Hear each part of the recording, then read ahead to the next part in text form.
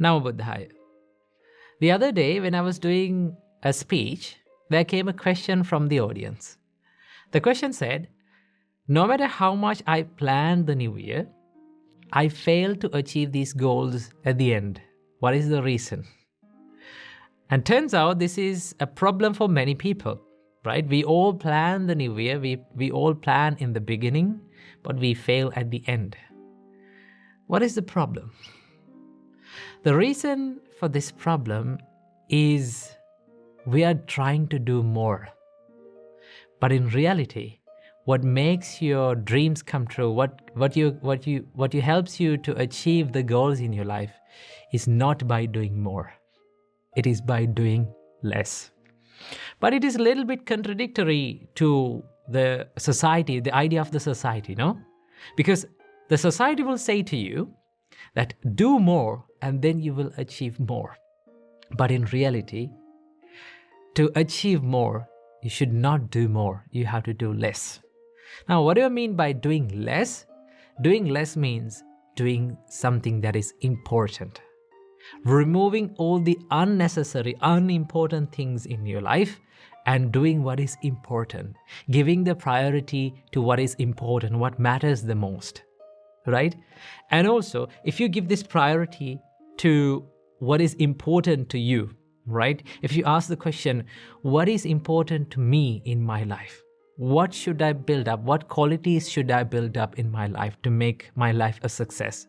And now you focus on that quality, the important task, important goal, and you keep doing it, right?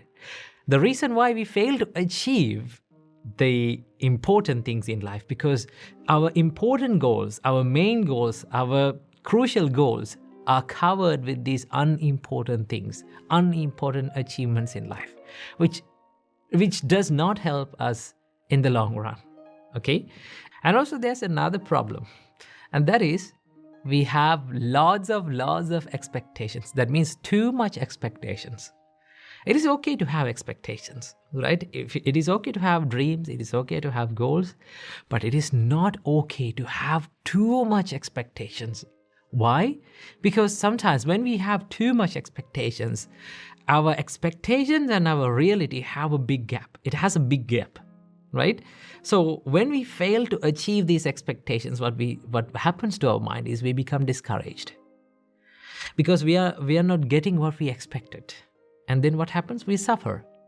We hate ourselves. We blame ourselves. The more we blame, the more we hate ourselves, the less we try to achieve things, because we label ourselves, okay, I can't do these things. I'm not someone who is courageous. I'm not someone who is brave to do these things, right? No matter how much I try, I fail. That is the nature of mine. The more you label that, the more you give that name to yourself, I am a failure, I can't do these things, what happens? The more you can't do those things, right? So the most important thing is to have moderate expectations. It is not to have, I'm not saying that you should not have expectations. Yes, you should have, right? And also you should not have too much expectations, right? You have to find that sweet spot. You have to have that moderate expectations. I will do my best. This is one advice that was given to me when I started preaching and giving speeches. One of my brother elder monks, he said to me, when you step into the stage, don't think that you're going to ace the speech and you're going to earn a standing ovation from the audience. Don't think that. Don't think about it. And also, don't walk into the stage without lack of confidence, right? You have to have a confidence that is moderate, right? You have to have a confidence that is moderate where you think yourself, I will do my best, right?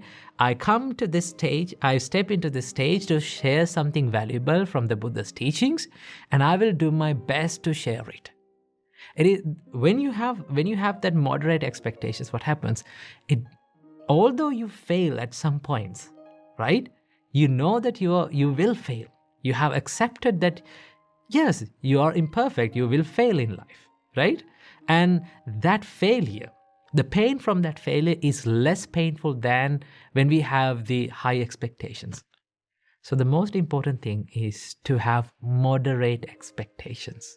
And one of the most important qualities that we need to have in our mind to achieve the goals and the dreams in our life is to focus on little changes in life, not the big changes.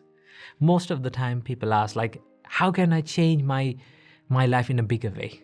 How can I make big changes in my life?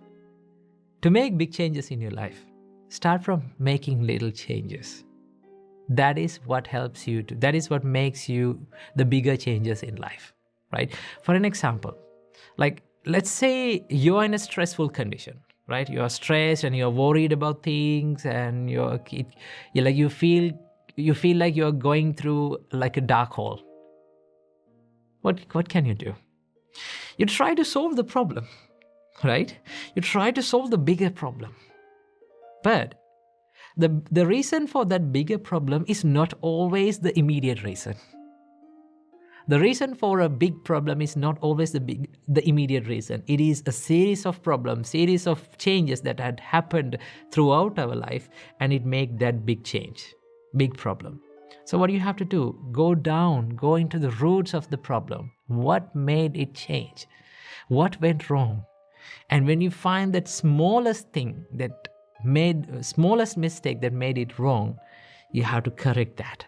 You have to make that correct and work upward, right? Let's say you feel a little bit stressed or anxious, or you feel the negative energy around you. What can you do to stop this? First, stand up, and then you can clean your surrounding, right? By cleaning the surrounding, it adds some sort of a positive energy around you. And after that, you can meditate a little bit.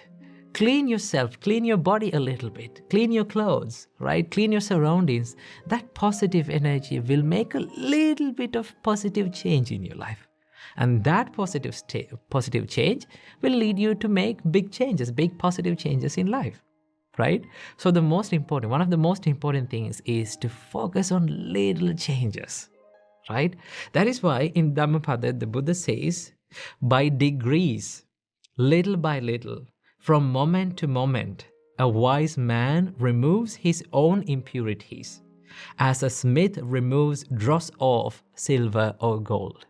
Now, when a silversmith or a goldsmith, when he cleans the silver or like a block of silver or gold, he or she can't do it easily, right? It takes a big time, right? It takes a huge time to clean this block of gold, right? In the same way, little by little, you have to improve little by little, right? So that is why I found this wonderful quote that I read recently. It says, learn a little bit, apply a little bit, improve a little bit every single day. Isn't that wonderful? Learn a little bit, apply a little bit, improve a little bit every single day. That is what we have to do. So I invite all of you to learn a little bit and apply a little bit and improve a little bit and change a little bit in this new year. So I wish you all, may all of you be happy and healthy. Namo Buddhaya.